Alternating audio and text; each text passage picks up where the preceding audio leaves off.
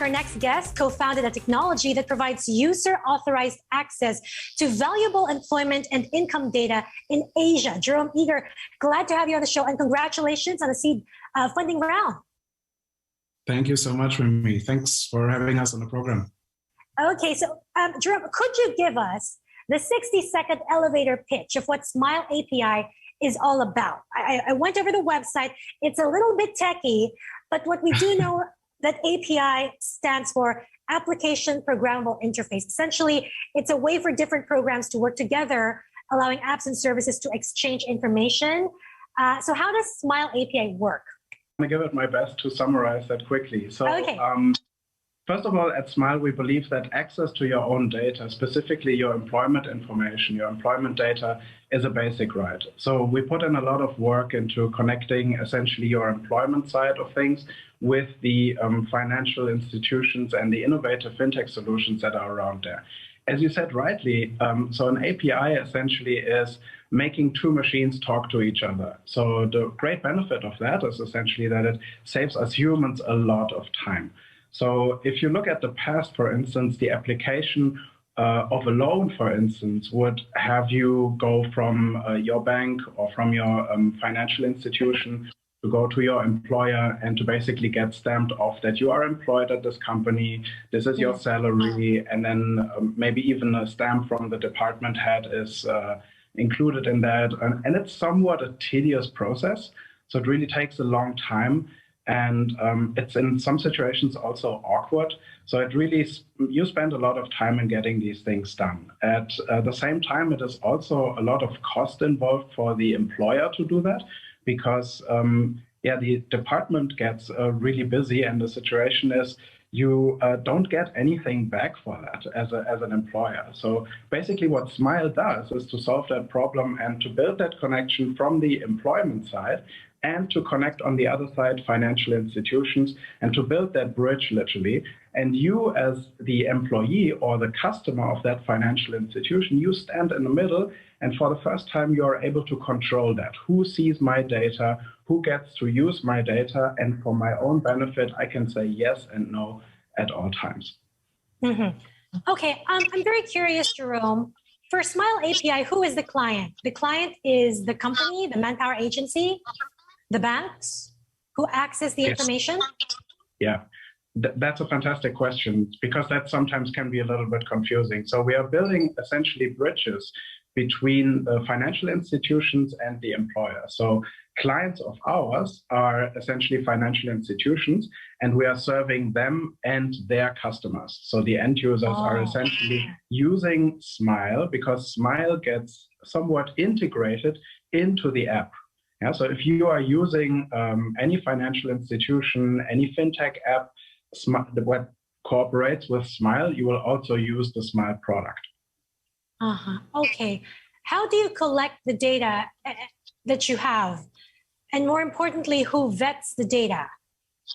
Yeah. Because I understand it's pretty extensive, 100 data points, from very simple identification details of an individual to something as comprehensive as their job history, what equipment or assets they have, like cars, even their bank transactions and balances. Yeah. So yeah, that's a very important point, right?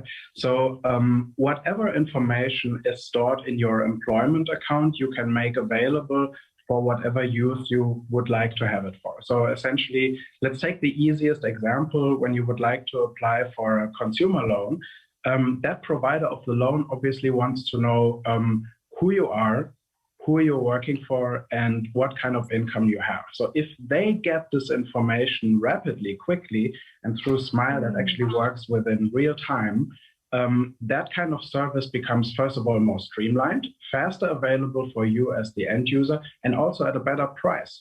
So the whole market and the ecosystem becomes more efficient and more smarter in a certain way.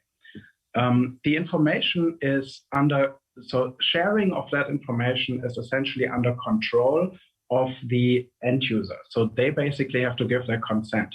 And if you would like to have a metaphor for it, it's kind of Smile builds a bridge. You as the end user, so I build a bridge between your employer and financial technology, and you as the end user, you have to walk over that bridge. So without your consent, nothing works. Yeah, because Jerome, I was thinking, what's in it for the employee who's going to input his data into your app, the Smile API? They don't get paid for this information. So I guess what's in it for them is they get to be in the pool and they have all of their information, important information in one place. And the banks, when they choose to take out loans, can easily access the information. Would that be accurate? It is more on a case-by-case situation. You as the end user, you are not putting your information in a pool. It is more, if it is required at some point, you can grant that access and you can also withdraw that access to that information. The end users are in full control. They get access to these services, and that is the big benefit for them. And remember, the process in the past was essentially you take a piece of paper, you go to your employer, you go through that pain during rush hour, running through the city and getting your piece of paper stamped. And now you can do this at your fingertip within a couple of seconds. So quick question, Jerome. If I'm an employee now, do I just search for Smile API and input my data there? No, you don't have to do that. The great thing is you don't have to do anything as an employee. Smile is working with employers and with financial institutions. Yes. Okay, the with the wonderful thing employers. about this is if a financial institution works with Smile, you get the benefit as the end user to get this time back, essentially, for the application process. Will I know if I'm in your database? If I'm the employee, will I know? Absolutely, absolutely. There is a registration process within the financial institutions that work with Smile, and there is a very clear sign. So you grant and you stop access to your employment information that the financial institutions receive. There is another government agency called the Credit Information Corporation. They're supposed to gather information on individuals about their credit worthiness. So when banks want to verify or check an individual's history, they can easily get it from the database. How are you different from that? Are you going to integrate with CIC eventually? Well, Smile generally is open for all sorts of cooperation, and we're very much dependent also on cooperation, specifically with the employers. We are not competing with any agencies. What the data is, basically from credit bureaus, is a derivative from basic data. So all that Smile offers at the moment is essentially that basic data through empowerment of the end user. So there's really no credit bureau, no credit scoring that Smile provides at this point in time. I read from your website about generating tokens. I'm not a techie person, but does this mean that this runs on a blockchain technology? No, not at all. So a token essentially, what it does essentially, it makes sure that or it's basically a representation of the fact that when you put in your information that it is encrypted. So it is very important that whether that information is in transit or whether it is on any database, that it is fully encrypted and it is safe. And you as the end user are ensured to only share that information with the institution that you would like to share it with. Okay. Wow.